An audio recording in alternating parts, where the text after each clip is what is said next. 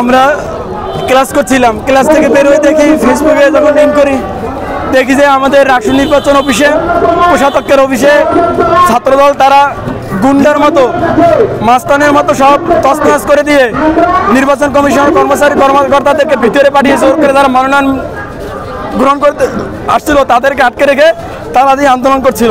আমরা তাদের আন্দোলনের সাথে একমত, কিন্তু তারা যে 24-এর পরে এই যে একটা মাস্তানিমূলক একটা রাজনীতি, আধিপত্য দখলবাজ একটা রাজনীতি করছে, এটা থেকে আমরা সহ্য করতে পারিনি। আমরা অত্যন্ত ব্যথিত হয়েছি, আহত হয়ে এখানে উপস্থিত হয়েছি। তারপর আমাদের সাবেক সমন্বয় সালাউদ্দিন আহমদ ভাই যখন এখানে আসলেন যে কেন এই দখলবাজের রাজনীতি আমরা সহ্য করবো, বললো যে আমি মনোনয়ন নিইনি, এখনই আমরা মনোনয়ন নেব।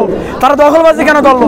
এবার আমরা ওখানে এই গেটের সামনে গিয়ে একত্রিত হই, বলি যে আমাদের গেট খুলে দিন, কিন্তু তারা বলে না এটা হবে না। তারা আমাদের ধাক্কাধাক্কি করতে করতে রাজাকার, তারপর হচ্ছে চাঁদাবাজ, এই সমস্ত কথা বলে পুলিং করে তারপর ধাক্কাতে ধাক্কাতে আমাদের বের করে দিছে। দীর্ঘ সময় তারা আমাদের বিরুদ্ধে স্লোগান দিছে এবং আমাদের সাথে ধাক্কাধাক্কি করছে। আমরা বলতে চাই, যারা 24-এর পরে এই যে দখলবাজের রাজনীতি ক্যাম্পাসে ফিরিয়ে আনতে চায়, আমরা জান থাকতে জুলাই দেবো না, আমরা বলে দিচ্ছি তাদের আমাদের জান চলে যাবে, কিন্তু কোনো দখলবাজের বিরুদ্ধে কোনো দখলবাজি আমরা দখলদারিত্ব আমরা সহ্য করবো না ক্যাম্পাসে, তাতে আমাদের জান চলে যায় যাক।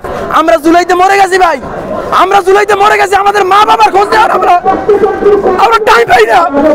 আর আমার দখলবাজি শুরু করছে ক্যাম্পাসের মধ্যে। দাবি আদায় করব, দাবি আদায় করব, দাবি আদায়